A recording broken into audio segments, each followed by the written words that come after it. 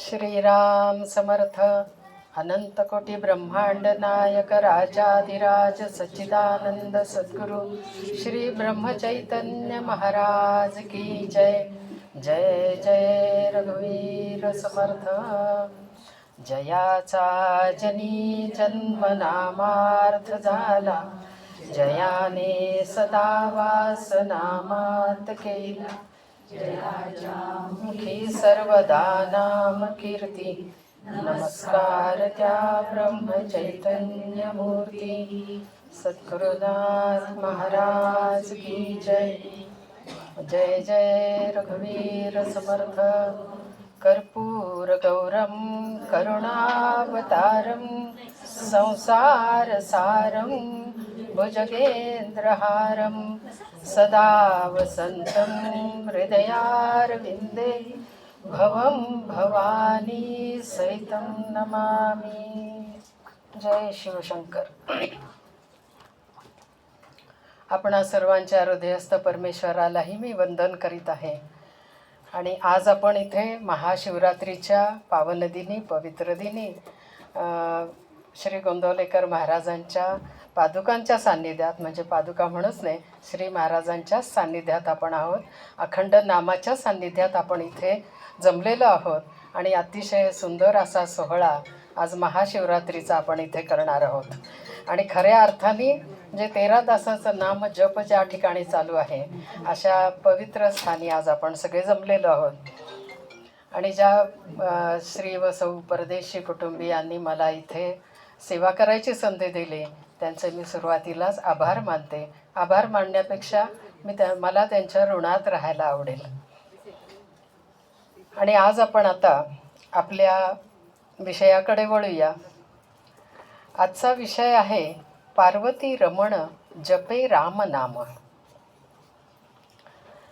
तर ह्या विषयाची सुरुवात करताना हे शीर्षक कसं काय सुचलं, तर श्री महाराजांचे अभंग जेव्हा मी बघत होते, तर त्याच्यात एक अभंग महाराजांचा सापडला आणि तो मी तुमच्या समोर आधी करते. राम हा तारक मंत्र निराकार, जपा वारंवार हेची एक करा, राम नाम दृढ धरा. पुनरपि संसारा येणे नाही पुन्हा, सांगितली मात जानकीचा कांत आळवावा. पार्वती रमण जपे राम नाम, पार्वती रमण जपे राम नाम. विषाचे दहन तेणे झाले, दीनदास म्हणे वाल्मिक तरला. दीनदास म्हणे वाल्मिक तरला, पापी उथरीला अजामेळ. पापी उथरीला अजामेळ. श्री राम जय राम, जय जय राम. सुरुवातीला आपण आज शंकर भगवंतांचा थोडासा गजर करूया आणि मग पुढे जाऊया. श्रीराम समर्थ. हर हर शंकर नमामि शंकर, हर हर शंकर नमामि शंकर, हर हर शंकर नमामि शंकर, हर हर शंकर नमामि शंकर, हर हर शंकर नमामि शंकर, हर हर शंकर नमामि शंकर, हर हर शंकर नमामि, हर हर शंकर, हर हर शंकर नमामि शंकर, हर हर शंकर नमामि शंकर, हर हर शंकर नमामि शंकर, हर हर शंकर नमामि शंकर, हर हर शंकर नमामि शंकर. आजचा खरोखर अतिशय पवित्र असा दिवस आहे. आणि ज्या स्थानी आपण जमलेलो आहोत तर त्या स्थानाकडे बघितल्यावरती मला माऊलींची आठवण झाली. ज्ञानेश्वर माऊली म्हणतात, जिथं ध्यान तप वगैरे करायचं असेल तर एखादं शांत निवांत रमणीय असं स्थान आपण बघावं, जिथे जलाचं पण सान्निध्य असावं, म्हणजे नदी असावी किंवा तलाव असावा, मंदल शीतल वारा सुटलेला असावा, पक्षी असावेत, पशु नाही पक्षी असावेत तिथं, जे गुंजन करतायत. तर आज इथलं हे जे वातावरण आहे, पहाटेपासून आपल्या इथे काकड आरती, भजन, नामसंकीर्तन हे सगळं जेव्हा चालू आहे तेव्हा असं वाटतं की इथे नामाची गंगा वाहतेच आहे आज. म्हणजे आपण त्या रमणीय स्थानी आपोआप आलेलो आहोत. आपल्याला कुठे वनात जायची गरज लागलेली नाही आहे. नामाच्या स्पंदनांचा मंद शीतल वारा इथं सुटलेला आहे. छान प्रेमाची सावली देणारे आपल्या सर्वांच्या रूपात इथं वृक्ष पण आहेत, कारण प्रेमाशिवाय आपण दुसरं काही देतच नाही आणि वृक्षही निरपेक्ष प्रेमानेच आपल्याला फळं देत असतात. तर असं हे अतिशय रमणीय स्थान मला आज इथं जाणवतं आहे. आणि आपण सगळेच भाग्यवान आहोत की आपल्याला परदेशी कुटुंबांच्या सान्निध्यामध्ये इथे आणि महाराजांच्या सान्निध्यामध्ये आज रामनाम घेता येत आहे. म्हणजे साक्षात गोंदवलेच खरं तर आज इथं आलेले आहेत. माझ्या गोंदवल्याच्या भगिनी पण इथं आलेल्या आहेत, बंधू आलेले आहेत. तर आज खरोखर इथं गोंदवलेच साक्षात प्रकट झालेलं आहे. म्हणजे आपण म्हणतो की हे माझं घर आहे, आपलं घर आहे, इथपर्यंत आपण जातो. पण आज इथं आल्यावर जाणवतं की हे खरोखरीच श्री महाराजांचं घर आहे. आणि अशा ठिकाणीच मनाला खरोखर विश्रांती मिळते. आपलं कल्याण या नामामधून होत राहतं. प्रत्येकाचा सहवास म्हणजे हा खरं तर इथे आपल्याला संत सहवासच मिळत आहे, नामाचा अखंड सहवास मिळत आहे. आणि अशा ह्या नामाच्या सान्निध्यात असताना आज महाशिवरात्र आहे. म्हणजे शिवतत्व तर अतिशय जागृत आहे आणि साक्षात गोंदवलेकर महाराजांचं तत्व म्हणजे सद्गुरू तत्वसुद्धा इथे आपल्याला जाणवतंच आहे. तर आज आपण आधी बघूया की महाशिवरात्र म्हणजे नेमकं काय. तर शिव म्हणजे कल्याणकारी आणि रात्र म्हणजे विश्राम. तर शिवरात्रीच्या दिवशी शिवतत्वाच्या चरणी आपण शरण जायचं आहे आणि राम नाम घेत आपलं कल्याण करून घ्यायचं आहे. थोडा आवाज होतोय का? तेच येतं ना. आणि त्या शिवतत्वाच्या सद्गुरू तत्वाच्या चरणीच आपल्याला विश्राम घ्यायचा आहे. विश्राम म्हणजे विश्रांती. तर इथे येऊन आपल्याला काय करून घ्यायचं आहे, तर आपलं कल्याण साधायचं आहे. जे आपल्यामध्ये अकल्याणकारी अज्ञान भरून राहिलेलं आहे त्याचा नाश किंवा संहार करण्याचं कार्य हे शिवतत्व करत असतं. म्हणून आज महाशिवरात्रीच्या दिनी आपण इथे नामजप करीत आहोत. तर आता हे कल्याण म्हणजे नेमकं काय, कल्याण साधायचं म्हणजे काय करायचं. तर आपल्याला सगळ्यांनाच माहिती आहे की परब्रह्माने ही सृष्टी निर्माण केली, उत्पन्न केली आणि त्यावेळेला जी हालचाल झाली त्यातून ओंकार प्रकट झाला आणि त्या ओंकाराच्या स्पंदनातून शक्तीमधून ही सृष्टी निर्माण झालेली आहे. आणि ज्या वेळेला ही सृष्टीची रचना करायची त्यावेळेला आपण म्हणतो, म्हणजे परब्रह्माला सुद्धा आपण आपल्या भावनेमध्ये आणतो आणि म्हणतो की त्याला असं वाटलं की एकोहम बहुश्याम व्हावं. म्हणजे मी एकटाच आहे तर मी अनेक रूपामध्ये प्रकट व्हावं आणि आनंद घ्यावा. आणि असा त्यांनी संकल्प सोडला आणि सर्व रूपांमध्ये तोच भरून या विश्वामध्ये राहिलेला आहे. मग त्याच्यात त्यांनी पक्षी प्राणी सगळं काही तयार केलं. आणि हे पक्षी प्राणी वगैरे डोंगर दर्या सगळं तयार केल्यानंतर जे पक्षी प्राणी वगैरे होते ते सृष्टीला भुलले. त्यांना तो आनंद झाला की काहीतरी मला वेगळं दिसतंय. आणि मग ते सगळे पक्षी आणि प्राणी सृष्टीमध्ये रमायला लागले. निर्माता कोण आहे याच्याकडं कोणाचंच लक्ष नाही. प्रत्येकजण आपल्या बाह्य सृष्टीकडे धावतो आहे. म्हणून मग त्यांनी मानवाला जन्म दिला, मानवाची निर्मिती केली आणि त्याला बुद्धीचं वरदान दिलं की ह्याला बुद्धी दिली आहे म्हणजे हा तरी माझा शोध घेईल. पण खरंच असं होतंय का? तर आपल्याला शोध घ्यायचा आहे त्याचा, हे निश्चित आहे. मग हे जे ज्ञान आपल्याला प्राप्त होणार आहे त्याचा शोध घ्यायचा, म्हणजे कुठे घ्यायचा, काय घ्यायचा, या सगळ्या गोष्टींचा आपण उलगडा करून घ्यायचा असतो. आणि त्याचा शोध घेतल्यानंतर त्या तत्वामध्ये आपण पूर्णपणे विलीन व्हायचं असतं. असं हे आपलं कल्याण आपल्याला साधायचं आहे. परंतु मनुष्याचंही काय झालं, तर ही सृष्टी आपल्याला माहिती आहे त्रिगुणी मायेने व्यापलेली आहे. आणि ह्या मायेमध्येच हा मनुष्यसुद्धा अडकलेला आहे. खरं तर हा आपण सगळेजण परमेश्वराचे अंश आहोत, पण आपल्याला त्याचा विसर पडल्यामुळं आपल्याला ती स्मृती नाही आहे की मी परमेश्वर स्वरूपच आहे. आणि मग त्या विस्मरणामुळे आपली अवस्था काय झाली आहे, तर अपूर्ण अवस्थेमध्ये आपण आलेलो आहोत. म्हणजे पूर्ण ब्रह्म ज्याला म्हणतो आपण, परब्रह्म हे पूर्ण आहे आणि आपण अपूर्ण आहोत. मग अपूर्णाला नेहमीच आपण बघतो की त्याला पूर्णत्वाची ओढ लागलेली असते, त्याला पूर्ण व्हायचं असतं. तशीच अवस्था आपल्यामध्ये असलेल्या अंतरात्म्याला सुद्धा वाटत असतं की मला त्या परमात्म्याची भेट घ्यायची आहे.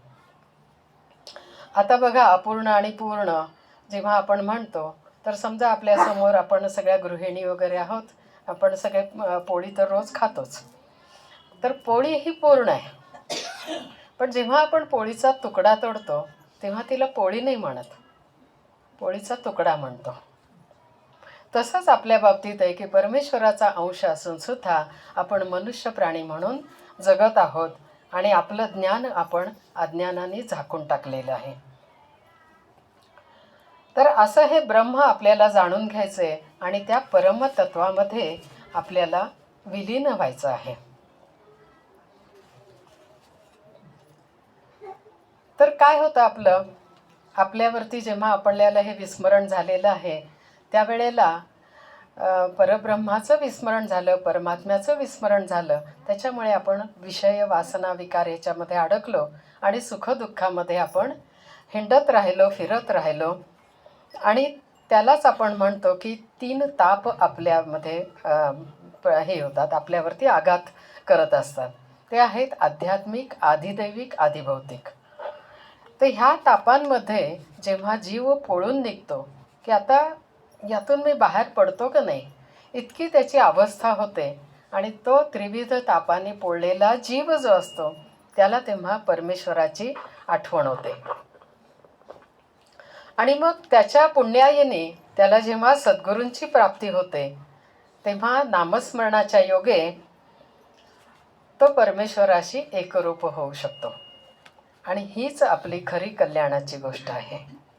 म्हणजे आपल्याला खरं तर काय करायचं आहे, मनुष्यदेह मिळालेला आहे, तर समर्थांनी पण आपल्याला सांगितले की नरदेह प्राप्त झाला आहे, त्याचे काही करावे सार्थक.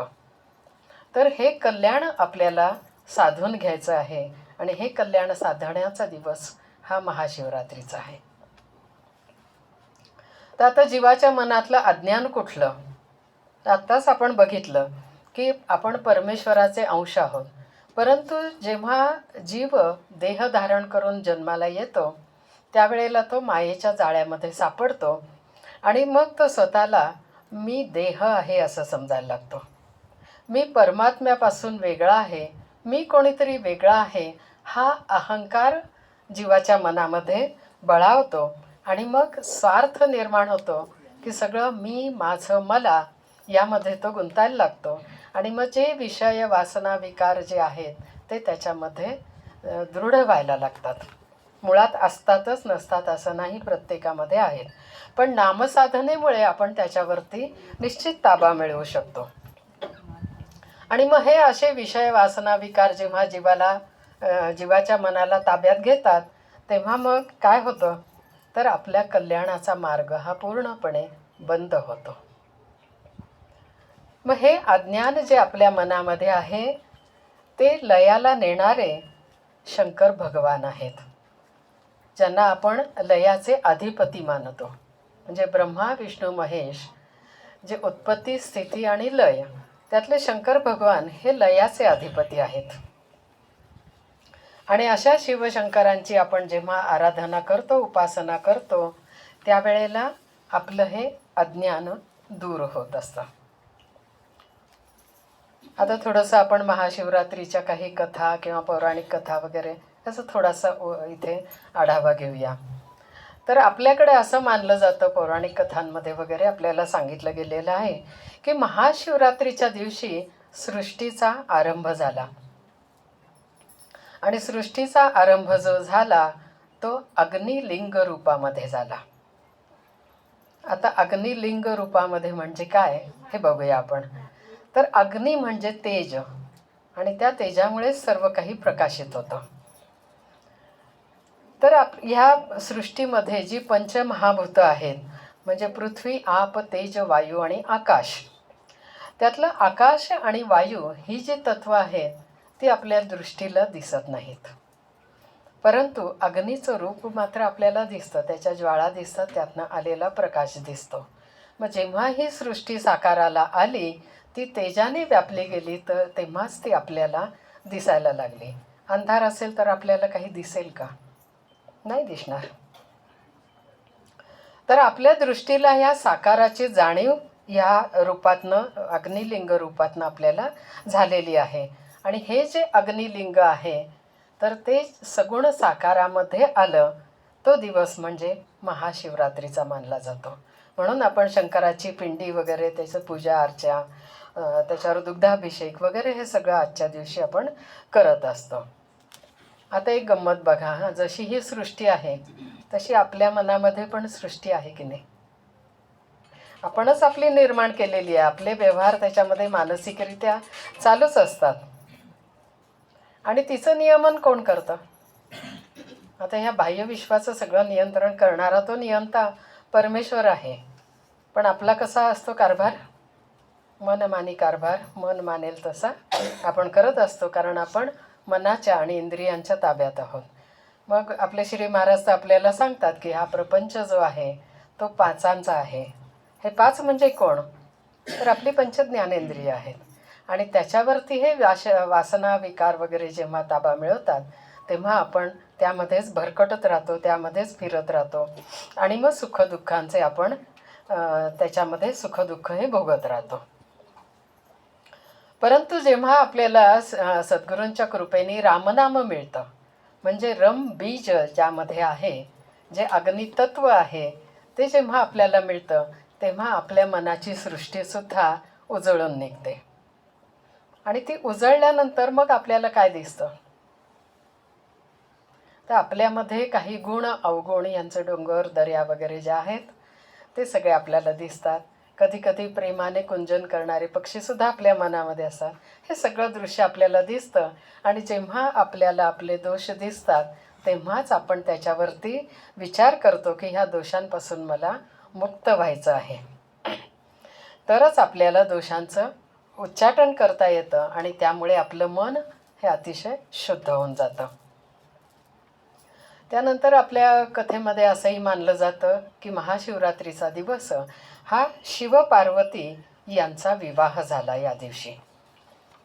तर शिव आणि शक्ती, शिव आणि पार्वती म्हणजे शिव आणि शक्ती, हे दोन्ही एक झाले. तर आपण बघतो की शक्तीशिवाय कुठलंच कार्य घडू शकत नाही.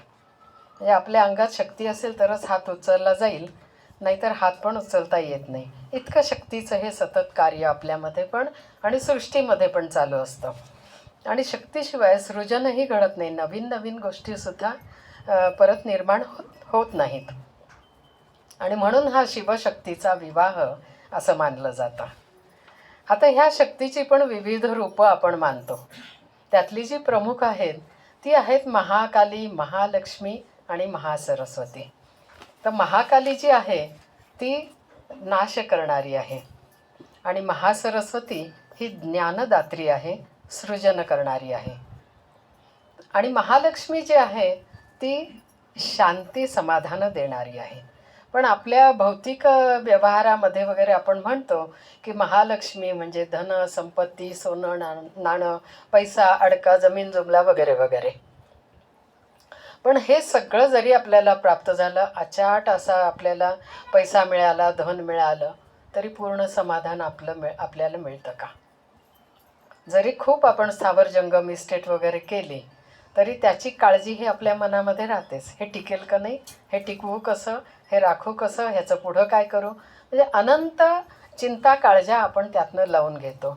पण जी महालक्ष्मी आहे ती आपल्याला पूर्ण समाधान देत असते. कारण सरस्वतीकडून मी कोण ह्याचं ज्ञान मिळालेलं आहे आणि ती जी विचारसंपदा आपल्याला मिळते, ती जी संपत्ती आपल्याला मिळते, त्यातनं जे समाधान मिळतं ती खरी महालक्ष्मी असते. तर अशा ह्या शक्तिमातांचा विवाह शिवशंकरांशी झालेला हा दिवस म्हणजे महाशिवरात्र. आता हे शिवतत्व म्हणजे काय, तत्व म्हणजे काय, तर ज्यामध्ये कुठलाही बदल किंवा परिवर्तन घडत नाही, त्याचा नाश होत नाही, ते तत्व म्हणजेच आपण ब्रह्म किंवा परब्रह्म असं म्हणतो. आपण नेहमी म्हणतो, मगाशी आपण तोच विचार घेतला की परब्रह्माला स्फुरण झालं, त्यातून हुंकार आला आणि त्यातून ही सृष्टी निर्माण झाली. म्हणजेच ओंकाराची जी स्पंदनं आहेत ती शक्ती आहे, हे आपण मगाशी बघितलं.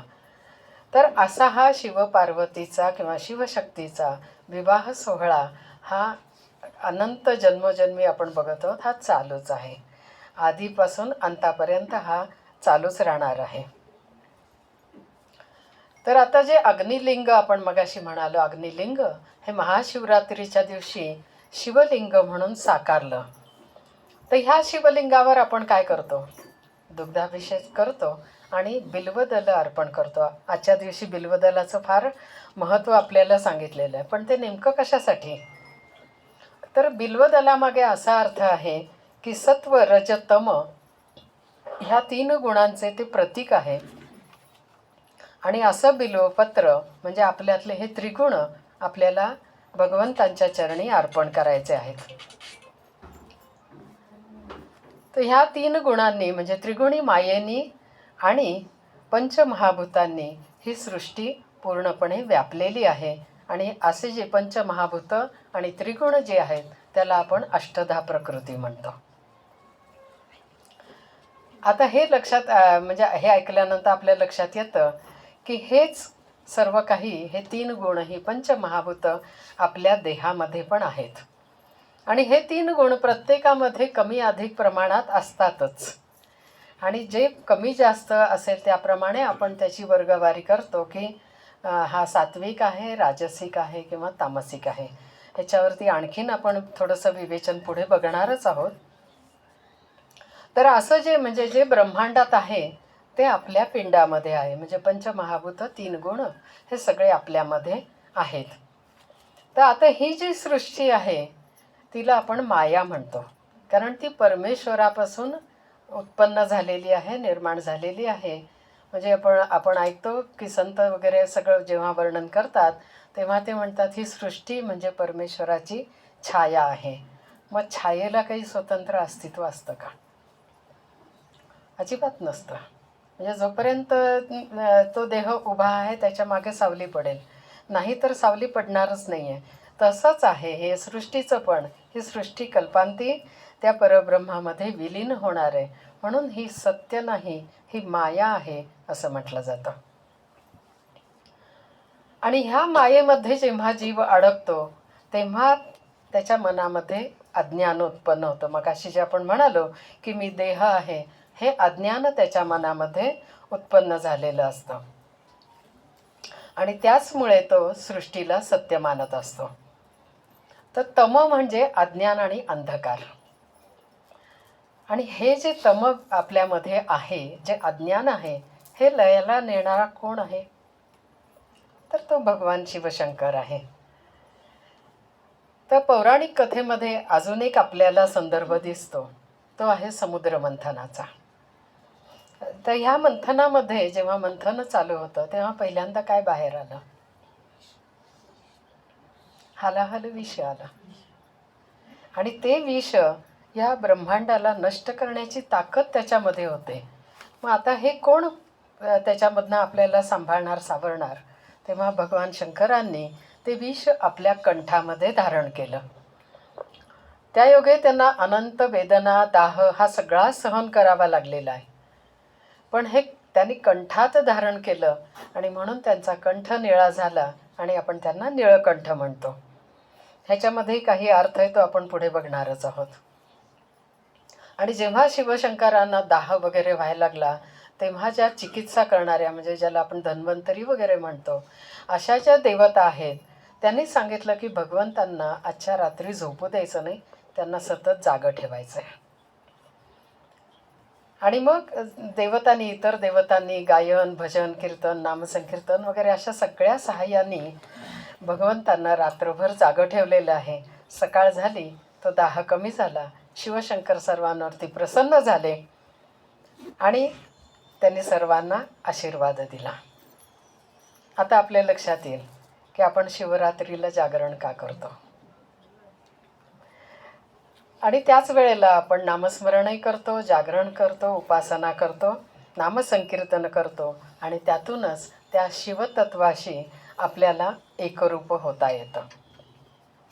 आता ह्या ज्या कथा आपण बघितल्या ह्या फक्त धार्मिकच आहेत असं आपल्याला वाटेल, पण तसं नाही आहे. ह्याच्यामध्ये ना खूप आध्यात्मिक अर्थ पण आहे, वैज्ञानिक अर्थ पण आहे आणि अतिशय खोल आणि सूक्ष्म असा तो अर्थ आपल्याला लक्षात येऊ शकतो. तर आता थोडंसं वैज्ञानिक आध्यात्मिक दृष्टीने आपण थोडासा त्याचा विचार करणार आहोत. तर वैज्ञानिक दृष्टिकोनातून जर आपण बघितलं तर आधी मी पौर्णिमेचं सांगते. पौर्णिमेला आपण म्हणतो की चंद्र जेव्हा पूर्णपणे आकारलेला असतो त्यावेळेला त्याची गुरुत्वाकर्षण शक्ती ही मोठ्या प्रमाणात वाहत असते त्यावेळेला. आणि मग तेव्हा आपण म्हणतो की सागराला भरती येते. आपल्या मनसागराला सुद्धा तेव्हाच भरती येत असते. म्हणजे बघा तुम्ही, पौर्णिमेच्या वेळेला आपलं मन हे जास्त चंचल झालेलं असतं. परंतु अमावस्येच्या दिवशी, अमावस्येच्या रात्री मन हे नैसर्गिकरित्या शांत असतं. ओहोटी म्हणजे सगळं लयाला चालले नाही, ओढून घेतलं गेलेलं आहे, काढून घेतलं गेलेलं आहे. म्हणून त्या दिवशी आपले जे हे आहे, मन जे आहे ते नैसर्गिकरित्या शांत राहू शकतं. आणि जेव्हा आपण रात्री ताठ बसून ही उपासना, आराधना वगैरे करतो त्यावेळेला आपल्यामध्ये जो मूलाधारामध्ये जो कुंडलिनी शक्तीचा प्रवाह आहे तो एकदम वरतीपर्यंत असा सहजपणे संचार करायला लागतो. म्हणून हे शिवरात्रीच्या दिवशी रात्रीचं बसून किंवा काही जण उभ्याने पण करतात, त्याचं हे महत्त्व आहे आणि हे वैज्ञानिकदृष्ट्या आपण आत्ता बघितलेलं आहे.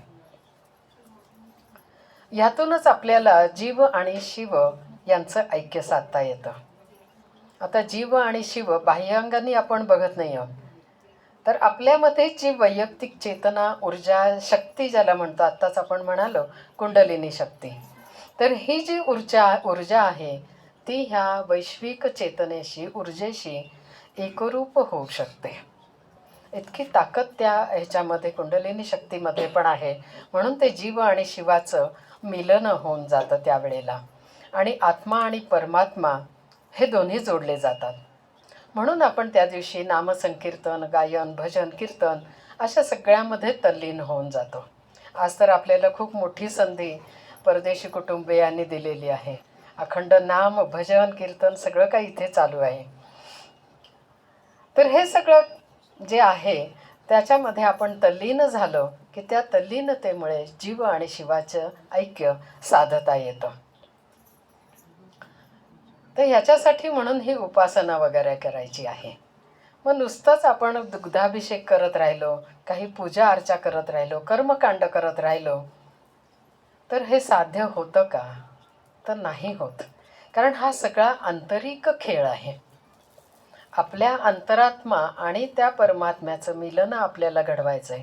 म्हणून आपल्याला काय करायचं आहे तर आपली आंतरिक जागरूकता वाढवायची आहे. म्हणजे आपल्या आतमध्ये डोकवा असे आपले सद्गुरू आपल्याला सांगत असतात. आतमध्ये कोण आहे याचा शोध घ्यायचा आहे. म्हणजेच मी कोण याचा खरा आपल्याला शोध घ्यायचा आहे. आपल्यामध्ये अखंड श्वास चालू असतो. आपण झोपलेलो असो का कुठल्याही अवस्थेमध्ये असो, श्वास चालू असतो.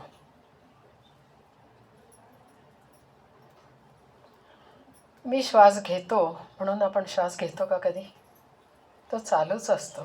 मग हा श्वास घेणारा आहे कोण? याचा आपण विचार करायचा आहे. याची जाणीव आपल्यामध्ये जागृत करून घ्यायची आहे. आणि त्याच्यासाठी म्हणून या नामसंकीर्तनामध्ये आपण तल्लीन व्हायचं आणि ते नाम इतकं शांत आणि आतमध्ये जाईल असं आपल्याला घ्यायचं आहे की अंतरात्म्यापर्यंत ते पोचायला पाहिजे. आणि मग ती शक्ती जागृत होऊन मी कोण याच्यापर्यंत आपण पोचू शकतो. तर हा खरा शिवरात्रीच्या जागरणामागचा उद्देश आहे. तर पूर्णपणे आंतरिक शुद्धता करण्याचा प्रयत्न आपल्याला करायचा आहे. आणि त्यासाठीच अंतरात आपल्याला डोकवावं लागतं. म्हणूनच म्हटलं जातं की फक्त बाह्य उपचारांनी पूजेने आंतरिक शुद्धी होत नाही, तर ती नामसाधनेने साधली जाते. म्हणजे आपले महाराजसुद्धा आपल्याला सांगतात ना की नामस्मरणाच्या योगे भगवंताची प्राप्ती होऊ शकते. तर ती अशी आपल्याला होऊ शकते. आपल्या आतमध्ये ते नाम मुरायला लागतं, आतमध्ये पोचायला लागतं, आतमध्ये स्थिर व्हायला लागतं. आणि मग त्या परमेश्वराचे आपल्याला स्थान काय आहे याची जागृती येते. म्हणजेच आपण त्यावेळेला जागे असतो पूर्णपणे. तर आता हे जे शिवतत्व आहे ते म्हणजेच आपल्यामधलं चैतन्य. आणि तोच आपला आत्माराम आहे. आणि रात्र म्हणजे अज्ञान, अंधकार, हे आपण पाहिलं. तर हे जे चैतन्य आपल्यामध्ये आहे ते ज्ञानस्वरूप आहे. आणि ते ज्ञानस्वरूप आहे याची जाणीव आपल्याला नाही, म्हणून ते अज्ञान आपल्यामध्ये प्रकट झालेलं आहे. तर आता हे ज्ञान कोणत्या रूपात असतं? आत्ताच आपण श्वासाचा हे बघितला की श्वास अखंड चालू असतो. जर ह्या श्वासाकडे लक्ष ठेवून आपण नामस्मरणामध्ये तल्लीन झालो तर आपला नाद कुठला ऐकू येतो? कोणी बघितलाय? याचा अनुभव घेतलाय कोणी? अगदी बरोबर. सोहम हा नाद त्याच्यामध्ये येतो. मग सो आणि हमचा अर्थ काय आहे? तर मी तोच आहे, हे ज्ञान आहे. मी तोच म्हणजे कोण? तर मी परमात्मा स्वरूपच आहे, मी परमात्माच आहे, परब्रह्माचा अंश मी आहे. हे ज्ञान आपल्या श्वासाबरोबर आतमध्ये घालून ठेवलेलं आहे. फक्त आपण ते जागृत केलेलं नाही आहे, अज्ञान पांघरून घेतल्यामुळं. मग हे अज्ञानाचा नाश आज आपण भगवंतांना प्रार्थना करणार आहोत आणि त्यातून नाश, त्याचा संहार हा करणार आहोत.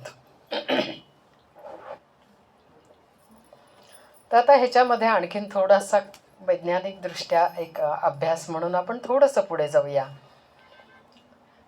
की पिंडी ते ब्रह्मांडी असं आपण मगाशी पण म्हणालो.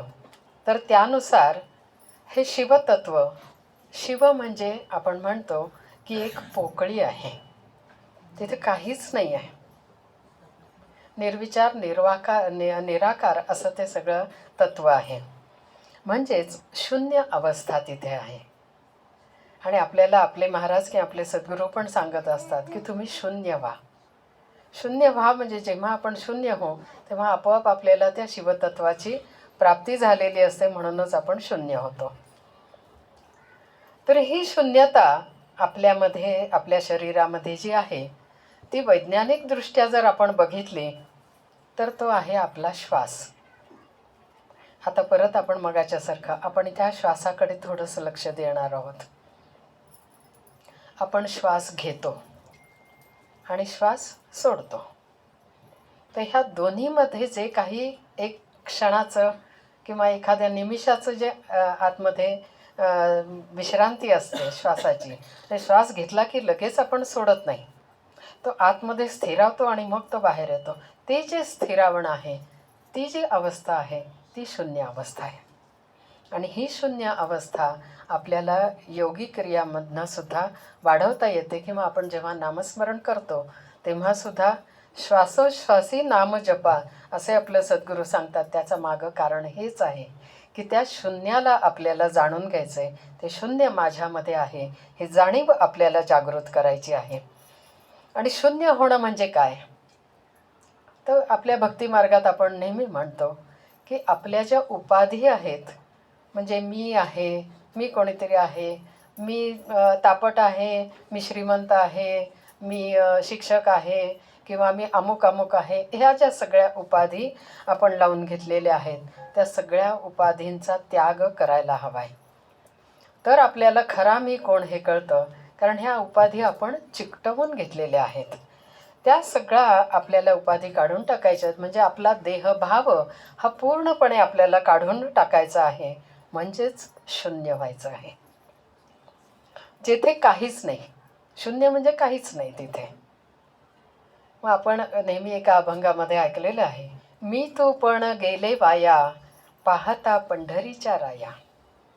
तर ही जी शून्य अवस्था आहे, ही आपल्याला अनुभवता येऊ शकते आणि ती केवळ नामस्मरणाच्या योगेसुद्धा आपण अनुभवू शकतो. आणि हा अनुभव आपण कसा घ्यायचा आहे, तर तो साक्षी भावाने, म्हणजे फक्त बघत राहायचं आहे.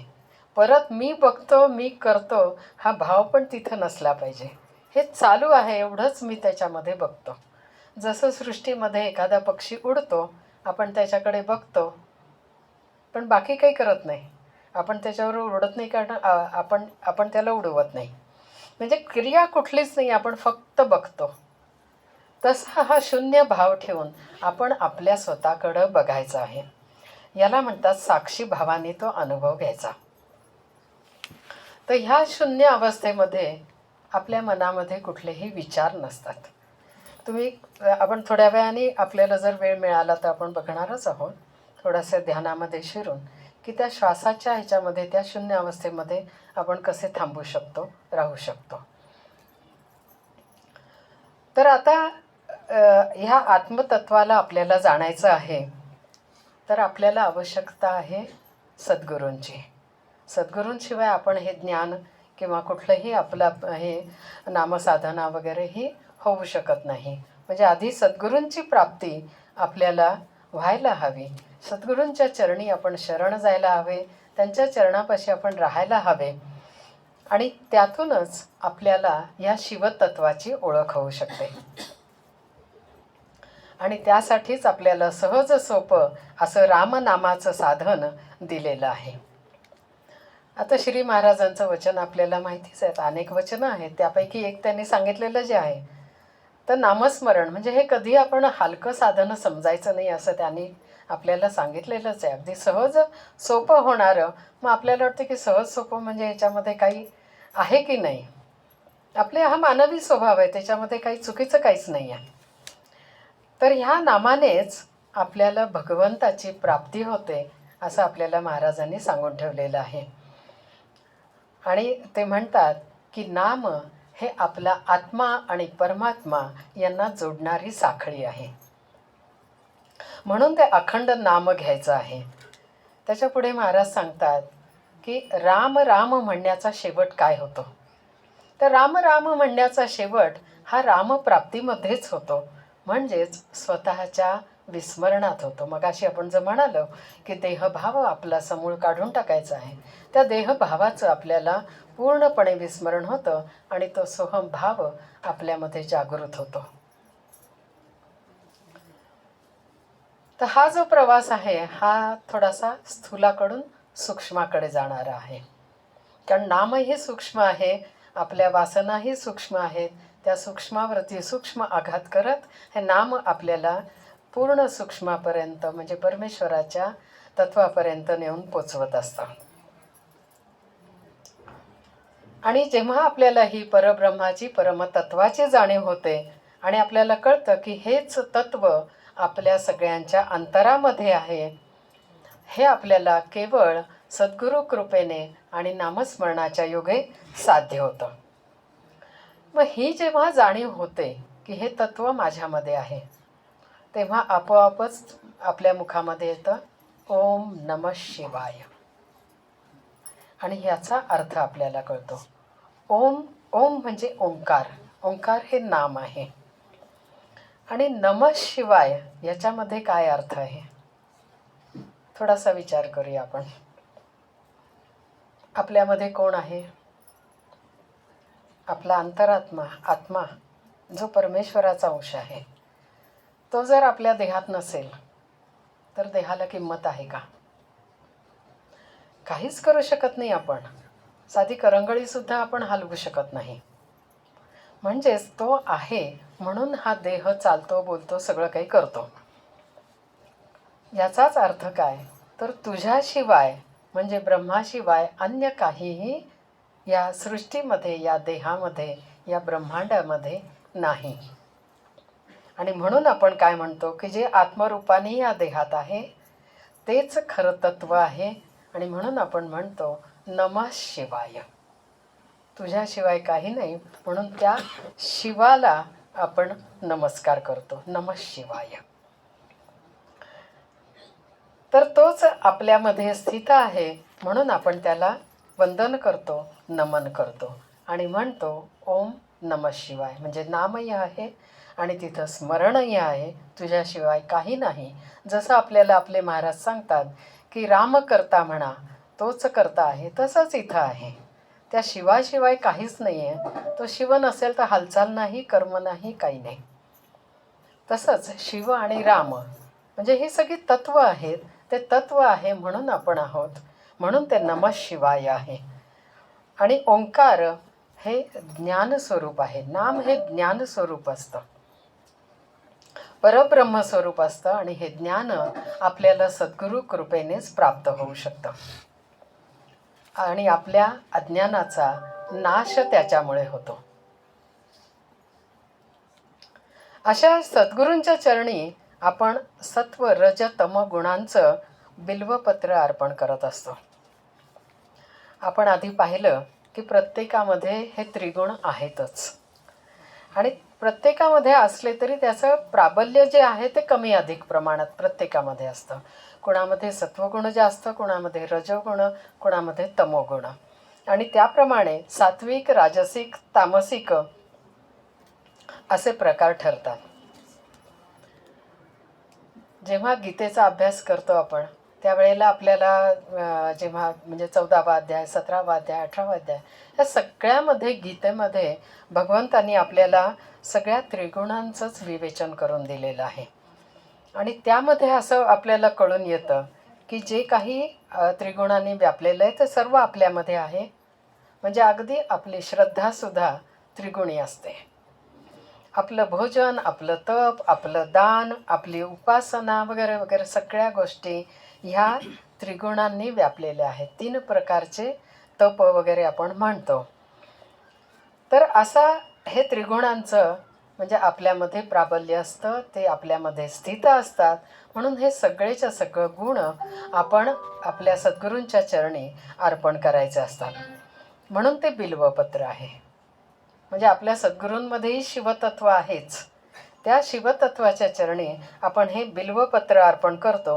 आणि जेव्हा हे त्रिगुण आपण त्यांच्या चरणी अर्पण करतो तेव्हा आपण गुणातीत होतो. म्हणजे ह्या त्रिगुणांपासून आपली सुटका होते आणि गुणांच्या पलीकडे आपण जातो. आणि गुणातीत आपण परब्रह्माचं स्वरूप म्हणजे सद्गुरूंचं स्वरूप, परमेश्वराचं स्वरूप हे गुणातीत मानतो, निर्गुण मानतो. आता निर्गुणचा सुद्धा अर्थ हा असाच आहे की त्या गुणांचं वर्णन करता येत नाही. म्हणजे त्याच्यामध्ये गुण नाहीत असा अर्थ तिथं नाही आहे. तर इतके गुण आहेत की त्याचं वर्णन आपल्याला करता येत नाही, म्हणून ते आपण निर्गुण म्हणतो. तर असं निर्गुण आपल्याला व्हायचं आहे, गुणातीत आपल्याला व्हायचं आहे. ह्या तिन्ही गुणांच्या पलीकडं म्हणजे जेव्हा आपण तमोगुण आपल्यामध्ये जास्त असतील तर रजोगुणाचा मारा करून आपण तमोगुण नाहीसे करू शकतो. रजोगुणांवरती सत्वगुणांचा प्राबल्य वाढवून आपण सत्वामध्ये राहू शकतो. आणि मग त्यावेळेला काही वेळेला असं होऊ शकतं की माझ्यामध्ये हे चांगले गुण आलेत बरं का, हा सात्विक अहंकारसुद्धा आपल्या मनामध्ये निर्माण होऊ शकतो. म्हणून हे तिन्ही गुण आपल्याला सद्गुरूंच्या चरणी अर्पण करायचे की हा सत्वाचा सुद्धा अहंकार मला नको महाराज. आणि म्हणून ते 3 गुण ते बिल्वपत्र आपण त्यांच्या चरणी अर्पण करत असतो. आणि जसजशी आपल्यामध्ये नामस्मरणाच्या योगे ही सात्विकता वाढायला लागते तसं तसं आपलं चित्त शुद्ध व्हायला लागतं आणि आतमध्ये दैवी गुण प्रकट व्हायला लागतात. आणि ह्याचा अनुभव आपल्याला निश्चित येतो, आपल्या लक्षात येतं, आपल्या ध्यानात येतं की हे आधी मी असा वागत नव्हतो, आता माझ्यामध्ये किती बदल झाला आहे, आता मी किती सगळ्यांशी प्रेमाने गोडीने बोलू शकतो, वागू शकतो. हा गुण आला कुठून? असे हे दैवी गुण आपल्यामध्ये नामस्मरणाच्या योगे हे प्रकट होत असतात. आणि हे सगळं आपल्याला सद्गुरूंच्या चरणी अर्पण करायचं आहे. आज सकाळीच आपण इथे काकडा केला, महाराजांचा काकडा केला. त्यावेळेला आपण म्हणालो, सत्व रज तम गुणांचा काकडा केला, अनुसंधान स्नेहा माझी समूळ भिजविला. तर हा काकडा हा 3 गुणांचा काकडा करायचा आहे. जसं मी आता म्हणाले तसे 3 गुण हे आपल्याला सद्गुरूंच्या चरणी ते अर्पण करायचे आहेत, म्हणजे जाळून टाकायचे. काकडा आपण पेटवतो आणि ते त्याचं भस्म होऊन जातं. मग असे जेव्हा आपण गुणातीत होतो त्यावेळेला म्हणजे आपण परमेश्वराशी एकरूपच झालेलो असतो. आणि त्यानंतर माझ्यामध्ये हे परमतत्व आहे ह्याची जाणीव कायम ठेवण्यासाठी आपण त्या अनुसंधानामध्ये राहायचं आहे. आपल्याला महाराज नेहमी सांगतात, अनुसंधानात राहा, अनुसंधानात राहा. तर ते कोणचं अनुसंधान आहे? तर तू आहेस, मी नाही. कारण मी गेला ना आता सगळा, माझ्यातलं सगळं मी अर्पण केलं, म्हणजे मी राहिलाच नाही आहे. आता राहिला आहे तो फक्त तू.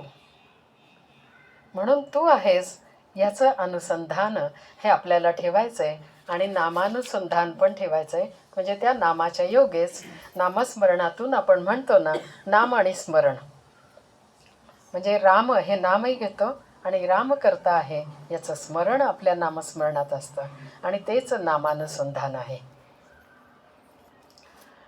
तर आपल्याला श्रीरामाचं नाम महाराजांनी दिलेलं आहे. मग श्रीरामच का नाम दिलं आपल्याला?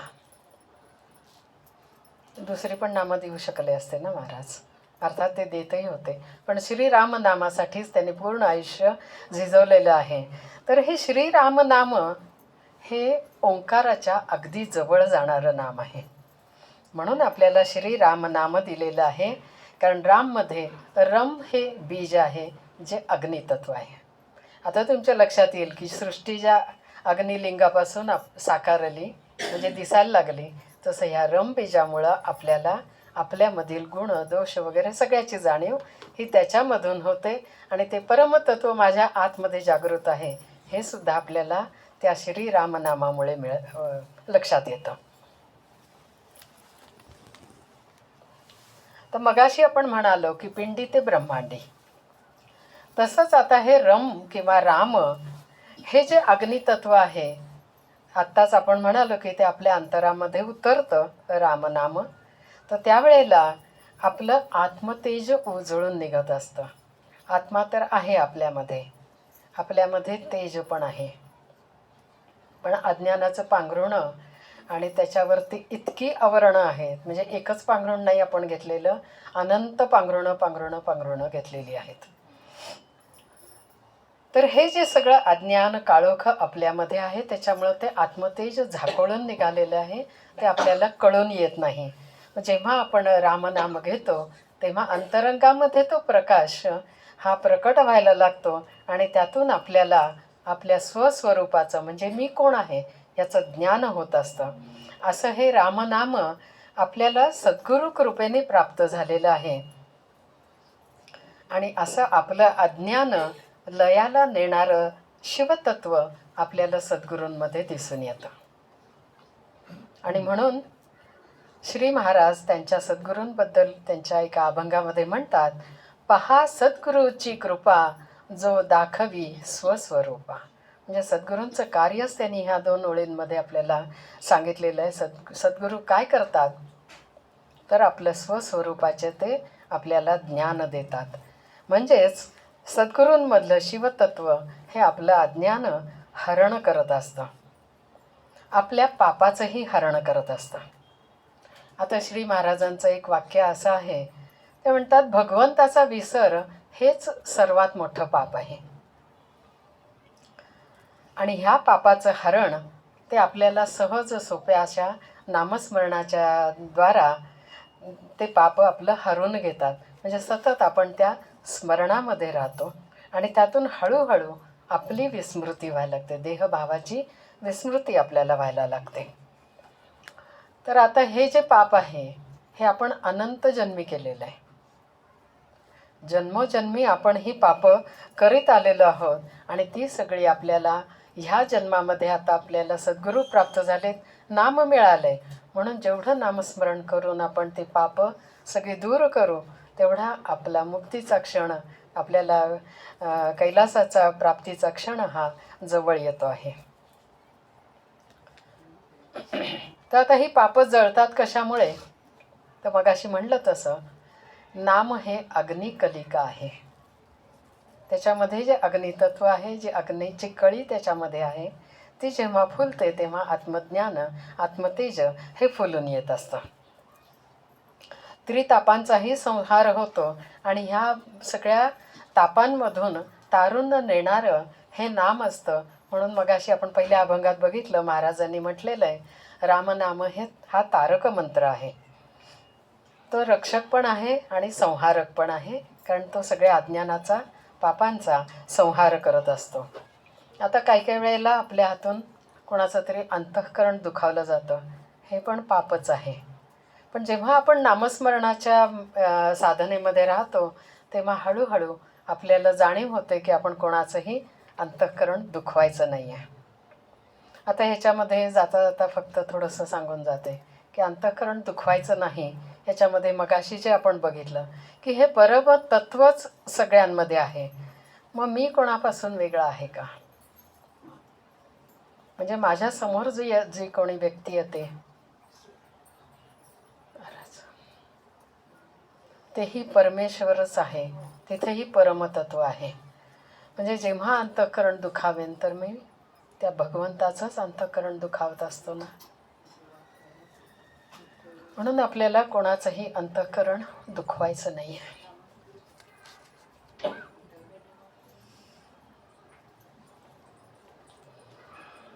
श्रीराम. त्याच्यासाठी आपल्याला महाराजांनी नामस्मरणचा हा सोपा, सहज सोपा असा मार्ग दिलेला आहे. तर भगवंत किंवा परमेश्वर करता आहे हे स्मरण आपण ठेवायचं आहे आणि त्या स्मरणामध्ये आपण सर्व कर्म करायची आहे. आपला प्रपंचही त्याच स्मरणामध्ये आपल्याला ठेवायचं आहे. त्याच्या अनुसंधानात, त्याच्या अधिष्ठानामध्ये आपल्याला हे हा प्रपंच आपल्याला पुढं न्यायचा आहे. आता अगदी क्षणापूर्वी माझ्या मनात असा विचार आला की आपण महाराजांच्या पादुका ठेवल्यात म्हणतो घरामध्ये. तर इथे बघा, भरताने काय केलं होतं? भरताला जेव्हा सांगितलं रामरायांनी की अयोध्येचं राज्य तुला सांभाळायचं आहे, त्यावेळेला त्यांनी मोठ्या भावाची आज्ञा म्हणून ते स्वीकारलं आणि त्यांनी भगवंतांकडे मागितलं की तुझ्या पादुका मला दे.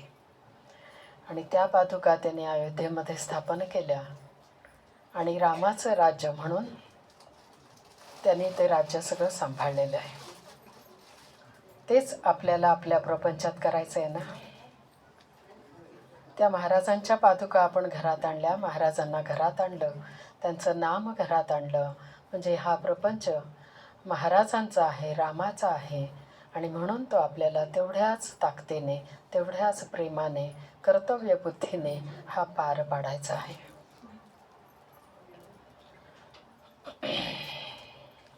तर आता आपण बघितलं की महाराज किंवा शिवतत्व हे सगळं आपल्या पापाचं क्षालन करत असतं किंवा हरण करून घेत असतात.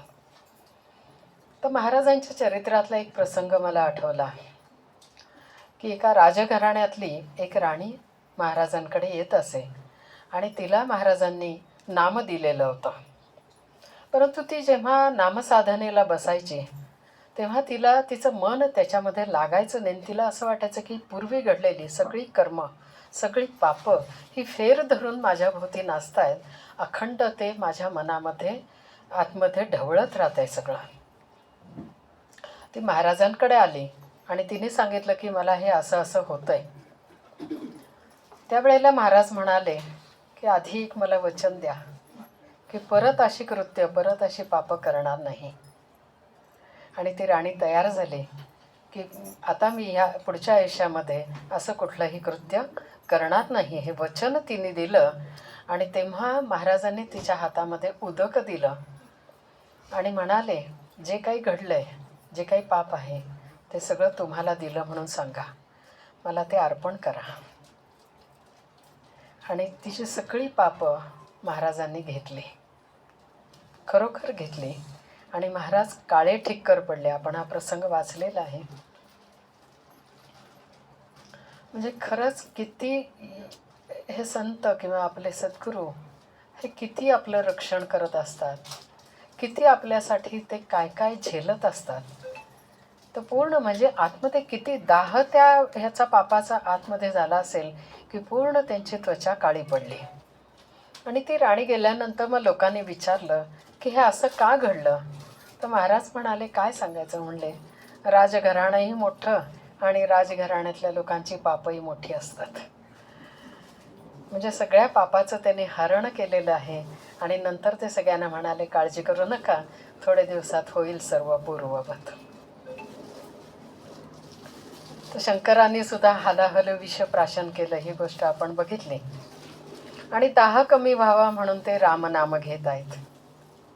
तर आज आपण श्री महाराजांच्या सान्निध्यात आहोत. परत एक असाच प्रसंग महाराजांच्या चरित्रातला. महाराजांनी सुद्धा विष पचवलं ना. तर असंच म्हणजे ज्या वेळेला समुद्र मंथनामधून हालाहल विष निघालं, ते शंकरांनी प्राशन केलं. म्हणजे तिथं मंथन चालू होतं. मग श्री महाराज तरी काय करतात, मंथनच करतात ना. आपल्या सगळ्या आचार विचार भावना सद्भावना किंवा ज्या काही कुवासना वगैरे जे काय असेल त्या सगळ्याचं ते मंथन करत असतात रामनामाच्या दोरीने. आणि त्यावेळेला काय होतं तर आपल्या मनातले हे जे वासना विकार वगैरे आहेत ते म्हणजेच आपल्यामधलं असलेलं विष. तर हे विष आपले सद्गुरू प्राशन करतात. तर हीच गोष्ट अशीच म्हणजे विष प्राशन करण्याची महाराजांच्या चरित्रामध्ये जी आलेली आहे. तर राजघराण्यातलीच ही गोष्ट आहे. आणि त्या राजघराण्याची जी काही म्हणजे त्यांच्यावरती सत्ता वगैरे जे राजघराण्यामध्ये चालू होती, तर इंग्रजांचं राज्य होतं त्यावेळेला. आणि एका इंग्रज अधिकाऱ्याला या राजघराण्यावरती लक्ष ठेवायचं आणि ती सत्ता चालवायची यासाठी त्यांनी नियुक्त केलेलं होतं. आणि जेव्हा त्या अधिकाऱ्याच्या लक्षात आलं की ही राणी माझं काही ऐकत नाही आहे, ती महाराजांचं ऐकते. आणि इथं काय त्याच्या मनात आलं, लोभ मोह की ही सत्ता माझ्या हातून जाते का, हे आलं. त्यातून ती महाराजांचं ऐकते. म्हणजे इथं द्वेष असूया ईर्ष्या हे सगळं विष त्याच्या मनात वरती आलं.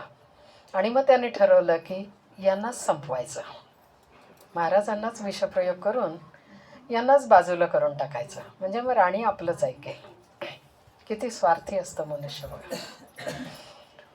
आणि मग त्यांनी आधी दोन माणसं पाठवली, पण दोन्हीच्या दोन्ही त्याच्यामध्ये अपयशी ठरले. ती महाराजांच्या त्या प्रेमळ स्वभावाला भुलली. महाराजांच्या चरणी त्यांनी स्वतःला अर्पण केलं. पण तिसरा जो होता त्याला आता काय म्हणावं, कुठलंच त्याला विशेषण लावावं मला तर काही कळत नाही. तर तो अतिशय खमक्या म्हणू आपण. तर त्यांनी मात्र हा प्रयोग करायचा पूर्णपणे सिद्धता केली होती. आणि मग महाराजांना त्यांनी बोलवून घेतलं भोजनासाठी आणि त्या भोजनामध्ये विष कालवलं. महाराजांना खरं तर हे सगळं माहिती होतं, त्यांनी जायची सुद्धा गरज नव्हती माहिती असताना, तरी पण ते गेले. आणि इथं सुद्धा एक मोठं बघा, म्हणजे महाराजांचं मन हे या लोकांचं मन कशाचं बनलेलं असतं आपल्याला कळत नाही. त्यांना जेव्हा लोकांनी विचारलं की माहिती असताना तुम्ही विष सेवन करायला कशासाठी गेलात, तर अरे त्याचं मन दुखवायचं नव्हतं मला, त्याचं अंतःकरण दुखवायचं नव्हतं. म्हणजे कुठल्या पातळीपर्यंत हे जाऊ शकतात. आणि त्याच्यासाठी ते गेले, ते भोजन घेतलं, तो विषदाह त्यांना सुरू झाला, त्याचा त्रास सुरू झाला. रामनाम तर महाराजांच्या अंतरात आहेच, अखंड चालू आहे. आणि त्याच्याबरोबर ते मुठीने वेलदोडे खात होते की त्या विषाचा दाह कमी व्हावा. अनंत यातना सहन करत होते. सगळ्या लोकांना काळजी वाटायला लागली की महाराजांचं आता काय होणार. संध्याकाळ झाली, त्या विषाचा परिणाम थोडा कमी व्हायला लागला. आणि मग महाराजांनी सांगितलं, एक दोघा तिघांना सांगितलं की जा रे बाबा, त्या व्यक्तीला घेऊन ये. त्याला माझ्याजवळ बसवतो, जेवायला घालतो आणि त्याला नाम देतो. बघा, नुसतंच विष पचवलंय का त्याने, तर परत त्याच्यावरती ही अपार कृपा करण्याची त्यांची तयारी आहे. हे गुण आपल्याला लक्षात घ्यायचे असतात. आपण जेव्हा चरित्र वाचन करतो, आपल्याला एखादा साधा शब्दसुद्धा सहन करता येत नाही, तर महाराजांनी हे सगळं कसं सहन केलं, ती खरी आपली उपासना आहे. ती नामस्मरणाच्या योगे आपण ती उपासना करायची की माझ्यामध्ये हे आंतरिक बदल मला घडवायचे आहेत. तर असं सतत नामाचा प्रचार, नामाचा ध्यास, नामाची गोडी सर्वांना लागावी, हाच उद्देश महाराजांचा होता, हाच ध्यास होता, हीच आस होती, हेच ध्येय होतं आणि हीच तळमळ होती. आणि म्हणूनच आपण त्यांचं श्लोकात वर्णन करतो, जयाचा जनी जन्म नामात झाला. त्या श्लोकामध्ये हे अगदी पुरेपूर वर्णन आपल्याला बघता येतं. तर अशा रीतीने अखंड नामासाठीच त्यांनी आपला देह झिजवलेला आहे. आणि ते आपल्याला उपदेश करतात. त्यांचाच एक अभंग आहे, मना राम नाम गाई, मना राम नाम गाई, मग तुझ कमी नाही. मना राम नाम गाई, मना राम नाम गाता, अवघी हरली तुझी चिंता, अवघी हरली तुझी चिंता. मना एकची मानी गोष्टी, राम नाम ठेवा कंठी, राम नाम ठेवा कंठी, राम नाम ठेवा कंठी.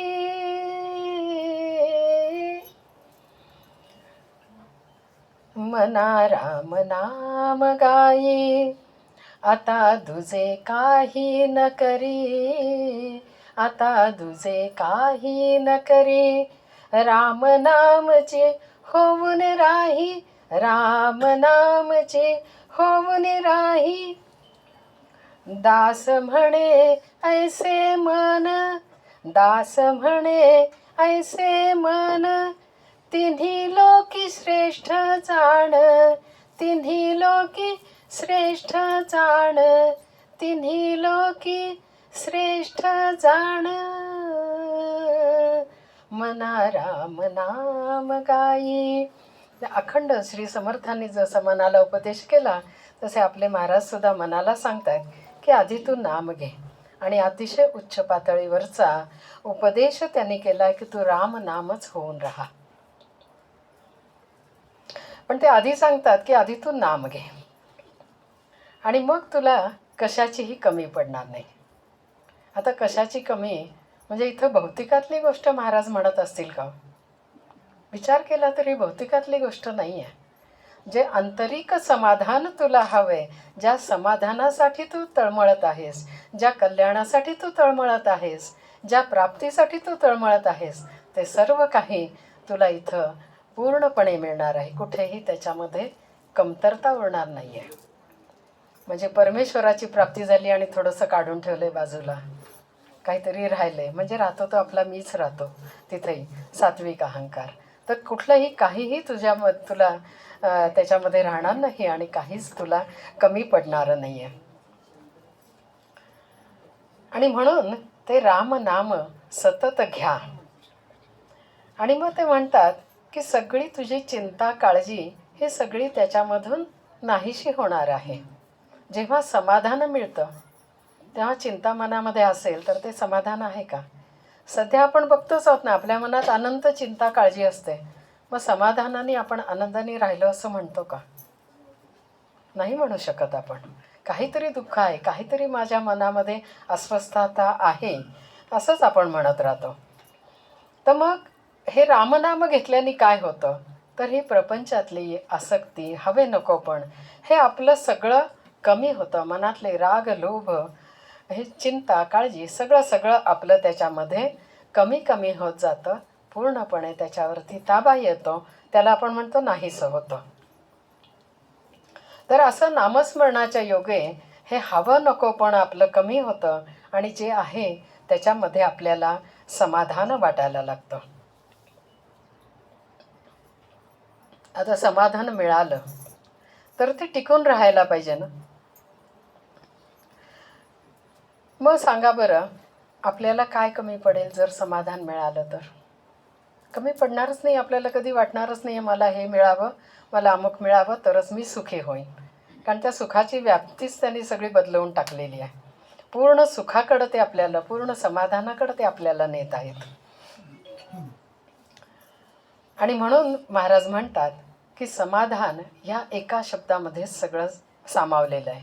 आपल्याला एक चरित्रामध्ये पण आपण बघितलेलं आहे की महाराजांनी सगळ्यांना विचारलं होतं की रामरायाकडे एका शब्दात काय मागाल. तर बरेच जणांनी काही 2 शब्द 4 शब्द वगैरे वगैरे असं मागितलं. तर म्हणाले फक्त समाधान मागा, आणि समाधान ह्याच्यामध्ये सगळं आलं. तर समाधान मिळाल्यावर तृप्ती आली ना, म्हणजे हवं नको पण संपलंच ना सगळं. म्हणून समाधान मागायचं, आणि ह्या समाधानामध्येच सगळं काही आहे. आणि म्हणजेच जीव आणि शिवाचं मिलन घडलं की सगळं काही आपल्याला प्राप्त होतं. म्हणजे तो परमेश्वरच प्राप्त झाल्यावर दुसरं काय मिळवायचं आहे? काहीच राहिलेलं नाही आहे. आणि मग जीवाचं जीवपण हे पूर्णपणे सरून जातं. परमेश्वराचं ऐक्य साधलं की जीव मीपणाने हा उरतच नाही, आणि मग तिथे उरतं ते फक्त आणि फक्त समाधान असतं. काळजी चिंता वगैरे कुठल्याही गोष्टी तिथे उरणारच नाही आहेत. असं हे पूर्ण समाधान हे मना जर तुला हवं असेल तर तू एक गोष्ट मान, हे रामनाम अखंड कंठी ठेव. आता मगाशीच आपण म्हणालो की शंकरांनी सुद्धा नाम घेतलेलं आहे आणि विष कंठात धारण केलेलं आहे, म्हणजे ते खाली उतरलेलं नाही आहे. तसं जेव्हा आपण रामनाम हे आपल्या कंठामध्ये धारण करू तेव्हा आपल्या अज्ञानामुळं उत्पन्न झालेलं जे विष आहे ते आपल्या अंतःकरणापर्यंत पोचणारच नाही आहे. आणि त्या वासना विकारांवरती, त्या सगळ्या गोष्टींवरती आपल्याला ताबा मिळवता येतो. आता जेव्हा असं वासना विकारांवरती आपण ताबा मिळवतो तेव्हा आपोआपच आपल्या वृत्ती शांत होतात. म्हणजे बघा, जेव्हा आपलं हवं नको पण वाढत असतं, सुखाची अपेक्षा आसक्ती वाढत असते, तेव्हा आपल्या मनामध्ये वृत्ती शांत राहत नाहीत. सतत अस्थिरता असते, त्याच्यामध्ये चिंता काळजीची अस्वस्थता असते. म्हणजे मन शांत होतच नाही आपलं. आणि म्हणून ते आपल्याला नाम घ्यायचं आहे आणि परमेश्वराचं स्मरण ठेवायचं आहे. आणि जेव्हा वृत्ती शांत होतात तेव्हा आपलं चित्त शांत होतं. चित्त म्हणजे काय तर आपण अनंत जन्माच्या आठवणी वगैरे त्याच्यामध्ये साठवून ठेवलेल्या असतात. त्या सगळ्या आठवणी आपल्या दूर जातात. जे काही पूर्वसंस्कार होते ते आपले सगळे समूळ नाहीसे होतात आणि चित्त अतिशय शुद्ध होतं. आणि जेव्हा चित्त शुद्ध होतं तेव्हा आतमध्ये असलेलाच परमेश्वर हा आपला प्रकट होताना आपल्याला लक्षात येतो आणि जीव परमेश्वर स्वरूप होऊन जातो. नाम हेही परमेश्वर स्वरूप आहे, परब्रह्म स्वरूप आहे. म्हणजेच तो जीव किंवा आपण स्वतः राम नाम होऊन जातो, असा महाराजांनी इथं आपल्याला उपदेश केलेला आहे.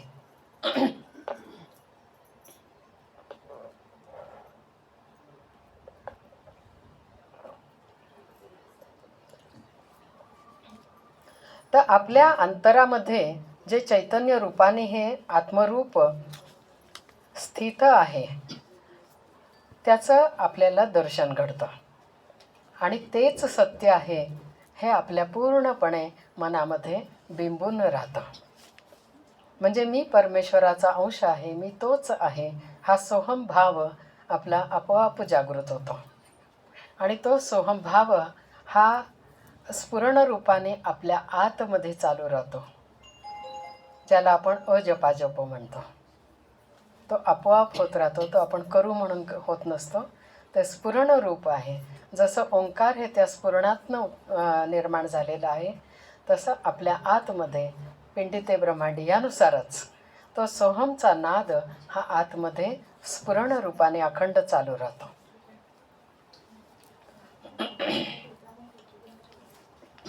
तर हे नाम हेच सत्य आहे, हे परमतत्वच सत्य आहे. तर नाम कसं सत्य आहे तर आपण म्हणतो ही सृष्टी उत्पन्न झाली, त्याच्यामध्ये अनंत रूपं उत्पन्न झाली, परंतु कल्पांती ही सृष्टी सगळी परब्रह्मामध्ये विलीन होणार आहे. पण जे नाम आहे ते कायम राहणार आहे. नाम कुठे जात नाही, कुठे येत नाही. नाम आहे तसंच आहे. म्हणून नाम हे सत्य आहे, ते परब्रह्म स्वरूप आहे. तर अशा ह्या रामनामाची गोडी शिवशंकरांना पण आहे. त्यांचं अतिशय प्रेम आहे त्याच्यावरती. तर हे रामनामच त्यांनी मुखामध्ये का ठेवलं? थोडासा मला एक प्रश्न विचारायचा आहे. हा तर आहेच, याचं उत्तर आपण बघणार आहोत. पण 1-2 मिनटं तुम्हाला चिंतनाला मी वेळ देते ही कथा सांगेपर्यंत. की आपण नेहमी म्हणतो, म्हणजे महाराजही आपल्याला सांगतात की शंकर भगवंतांना रामनाम आवडतं. ते रामनाम घेतात आणि राम शिवाची उपासना करतात. आपण सगळ्यांनी ऐकलं आहे. तर ह्याच्यावरती तुमच्या मनात काय विचार येतो आहे? थोडंसं चिंतन चालू ठेवा. तोपर्यंत आपण पुढे नाम हे शंकर कशामुळे घेत आहेत, रामच का घेत आहेत, ह्याचं थोडासा एक कथा बघूया. तर एक कथा आपल्याला सगळ्यांनाच माहिती की आपल्या वेदामध्ये ज्या ऋचा आहेत त्याच्यामध्ये जवळजवळ शतकोटी अक्षरं आपण म्हणतो. तर ही शतकोटी अक्षरं जी आहेत ती अक्षरं शंकरांनी सगळ्या देवदेवतांना वाटून दिली आणि शेवटी 2 अक्षरं उरली ती त्यांनी स्वतःकडे ठेवून घेतली. आधीचं एकही अक्षर त्यांनी स्वतःसाठी घेतलेलं नाही आहे. पण ही जी 2 अक्षरं उरली ती आहेत राम, आणि तीच शिवानी धारण केलेली आहेत आणि त्याच नामाचा ते अखंड जप करीत असतात. असं हे श्रेष्ठ नाम तारक, संहारक, रक्षक सर्व काही आहे जे शंकरांनी या संपूर्ण सृष्टीला दिलेलं आहे. आणि श्री महाराजांमधील शिवतत्वानी ते आपल्याला दिलेलं आहे. आणि त्यापरत त्यांनी आपल्याला एक वचन पण दिलेलं आहे की जो रामनामात राहील त्याला परमेश्वराची प्राप्ती होते. हे त्यांचं वचन आहे. ते होईल वगैरे म्हणालेले नाही आहेत बरं का, होते हे ठामपणे त्यांनी सांगितलेलं आहे. आणि इथं आपली श्रद्धा असायला हवी की रामनामामुळे मला परमतत्वाची प्राप्ती होणारच आहे. तर अशा रीतीनं हे नाम रामरूप आहे, परब्रह्मस्वरूप आहे. आणि रामनाम म्हणजे शतकोटीचे बीज आहे.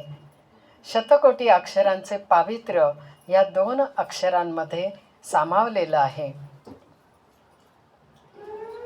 तर आता मगाशी मी जो प्रश्न विचारला होता तर कोणाच्या काही मनामध्ये त्याच्यावर आलं का की का बरं रामाची उपासना शंकर का करतात?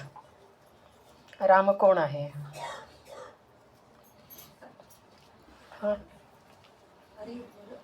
हां, हरिहर झालं, विष्णू स्वरूप आहेत.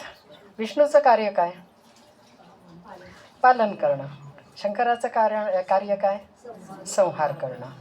मग जेव्हा आधी अज्ञानाचा संहार होतो, संहार झाल्यानंतर पालन करता कोण आहे? विष्णू म्हणजे राम आहेत.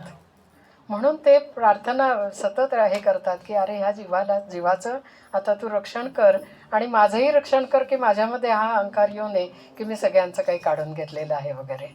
अशा ह्याने ते रामाची उपासना करत असतात. मग आता राम का बरं त्यांची उपासना करतात? कारण संहार झाल्याशिवाय पुढं प्रगती नाही आहे ना. मगाशी आपण जसं म्हणालो की माझ्यातले दोष कळाले तरच मी त्या दोषावरती काही प्रयोग करून ते काढून टाकू शकतो, संहार करू शकतो. म्हणजे शिव आधी पाहिजे. म्हणून राम म्हणतात की आधी शिवाचं तुम्ही उपासना करा, ओम नमः शिवाय, आणि शिवतत्व म्हणजे त्या शिवाच्या बरोबरीने रामनाम घ्यायचं आहे. असं हा तो उलगडा त्याच्यामध्ये आहे की शंकर हे रामाची उपासना करतात आणि राम शंकरांना ईश्वर मानतात. तर अशा शंकरांना ह्या रामनामाचं अतिशय प्रेम आहे.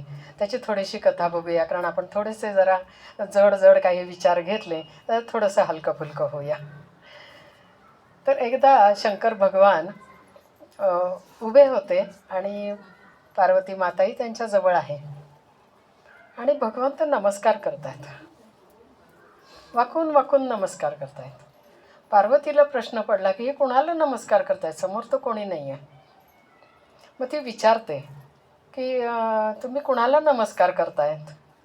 तर शंकर म्हणाले की देवी, जो कोणी एकदा राम म्हणतो त्याला मी 3दा नमस्कार करतो.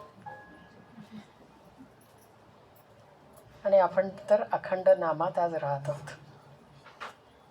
म्हणजे शिवाचं किती आशीर्वाद, किती कृपा आपल्यावरती आहे. आणखीन एक अशीच गोष्ट आहे. आपण म्हणतो शंकर भगवंत स्मशानामध्ये राहतात. का बरं राहतात ते? परत इथं हेच आहे त्यांचं रामनामाचं प्रेम. पार्वतीनेच विचारलं की मग तुम्ही स्मशानात का बरं जाता?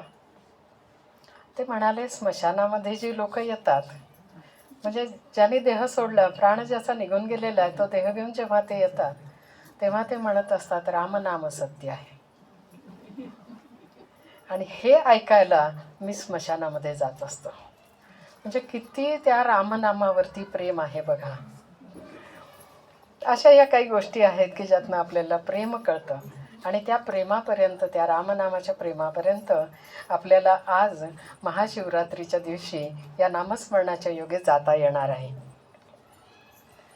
त्याच्या पुढे रामनामच का, फक्त रामनामच घ्या, रामनामच घ्या. तर एकदा कैलासामध्ये शिवशंकरांनी पार्वती मातेला म्हटलं की मला आता भोजन दे. पार्वती माता म्हणाली थांबा जरा, माझं विष्णू सहस्रनाम चालू आहे. बघा याच्यामध्येही अर्थ आहे बरं का, तुम्हीच तो विचार करून त्यातनं अर्थ स्वतः निवडून घ्या. तर मी विष्णू सहस्रनाम म्हणते आणि ते झाल्याशिवाय मी काही भोजन करणार नाही, म्हणजे तयारी करणार नाही काही. भगवंत म्हणतात अगं ह्याच्यामध्ये किती वेळ जाईल, तू सगळ्या संतांसारखं का करत नाहीस बरं? ते कसं एखादा छोटा मंत्र वगैरे करतात तसं तू काहीतरी छोटंसं कर. म्हणून ते तिला उपदेश करतात. राम रामेति रामेति रमे रामे मनोरमे सहस्रनाम तत्तुल्यम राम नाम वरानने. तू एकदा जरी रामनाम घेतलंस तरी सहस्रनामाचं फळ तुला मिळणार आहे. आणि म्हणूनच आपल्याला सर्व संतांनी रामनाम दिलेलं आहे की जे सहज आणि सोपं आहे. आणि म्हणूनच आपल्याला महाराज सांगतात की हे नाम कसं घ्यावं, तर नाम सदा बोलावे, गावे भावे जनासी सांगावे, हाची सुबोध गुरूंचा नामा परते न सत्य मानावे. आता बघा आकाशामध्ये आकाशाचा गुण शब्द आहे असं म्हणतो आपण. म्हणजे आपण जेव्हा एखादा शब्द उच्चारतो तेव्हा तो विरत नाही, तो साठून राहतो. मग आपण घेतलेलं नामही विरणार आहे का? तर नाही, ते साठतच राहणार आहे. तर असं हे जे रामनाम आहे ते विश्वाच्या आधी पण आहे, विश्वाच्या अंती पण आहे. आणि जे आधी आणि अंती असतं ते मध्ये पण असतं. म्हणजे नामाशिवाय या सृष्टीमध्ये आहे काय दुसरं? फक्त रामनामच भरलेलं आहे. आणि म्हणून हे नाम शाश्वत चिरंतन असं आहे. आणि हे जसं जसं आपण अखंड जपत राहतो तसं तसा देहभाव कमी होतो. आणि नाम हे परमात्म स्वरूप आहे हे आपल्या लक्षात येतं. जसं जसा हा देहभाव कमी होतो तसं चित्त शुद्ध होतं. आणि चित्त शुद्ध झालं की तिथे परमेश्वर प्रकटतात, म्हणजेच आत्मज्ञान हे प्रकट होत असतं. आणि ते जेव्हा आत्मज्ञान प्रकट होतं तेव्हा खऱ्या अर्थाने आपण रामनामच होऊन जातो. कारण आपल्या मुखामध्ये रामनामच असतं. आणि जे नाम आपल्याला अतिशय आनंद देतं, आणि परमेश्वर स्वरूप हे आनंद स्वरूपच आहे. आणि मग जेव्हा आपण नाम घेतो तेव्हा आपण म्हणतो नाम घेता तुझे गोविंद मनी वाहे भरुनी आनंद. तर असं हे आनंद स्वरूप परमात्म्याचं मंदिर आपल्या हृदयात आपल्याला उभं करायचं आहे. शिवाचं जे स्थान आहे कैलास, ते सुद्धा आपल्यामध्येच, आपल्याला या देहामध्येच उभं करायचं आहे. आणि ते रामनामाने आपल्याला भरून टाकायचं आहे. ज्या वेळेला आपण हा चिंता, अहंकार, द्वेष ह्या ज्या सगळ्या भावभावना आहेत, देहभाव जो आहे तो जेव्हा आपण सद्गुरूंच्या चरणी अर्पण करतो तेव्हा आपल्या देहाचा हिमालय होतो. ते सगळंच शांत झालं आहे. म्हणजे जसं बर्फ गार असतो तसं आपलं मनही तेवढंच गार, शांत, थंड होऊन जातं. आणि मग त्या अंतरामध्ये सदाशिव प्रकट होतात. तर ज्या वेळेला माझ्या हातून श्री महाराजांनी प्रवास अनंताचं हे पुस्तक लिहून घेतलं आणि ध्यानामध्ये एक एक अभंगांचं स्फुरण होत गेलं, तर त्यातला एक अभंग मी आत्ता तुमच्यासमोर हे करते, सादर करते आणि माझ्या वाणीला मी विश्राम देते आहे. हरी आणि हर नाही कोठे भेद, सदा राम नामी रत, सदाशिव सदाशिव. ध्यानस्थ हा शिव मुखावरी स्मित, सृष्टी चालय त्याचे हाती, त्याचे हाती. ऐशा सदाशिवा अर्पावे बिल्वदल, त्रिगुणाचे बिल्वदल अर्पावे हो, आणि होऊन जावे परिपूर्ण गुणातीत, गुणातीत. शुभ्र फुले तया आवडती अत्यंत, भाव शुद्ध नित्य अर्पित या, अर्पित या. देह भावनेचे भस्म हे करून, करिविलेपन तया अंगी, तया अंगी. घाली प्रेम भावी दुग्ध अभिषेक, शिवाला प्रत्येक जीवातल्या, शिवाला प्रत्येक जीवातल्या. रामनामी हार घालू त्याचे गळा, पूजन सोहळा होई पूर्ण. ऐसे हे अपूर्व करिता पूजन, होतसे प्रसन्न सदाशिव, होतसे प्रसन्न सदाशिव. नामदासी म्हणे महाशिवराती, नामदासी म्हणे महाशिवराती. कैलासाची प्राप्ती राम नामे, राम नामे. कैलासाची प्राप्ती राम नामे. श्रीराम जय राम, जय जय राम. सद्गुरुनाथार्पणमस्तु. श्रीराम श्रीराम श्रीराम.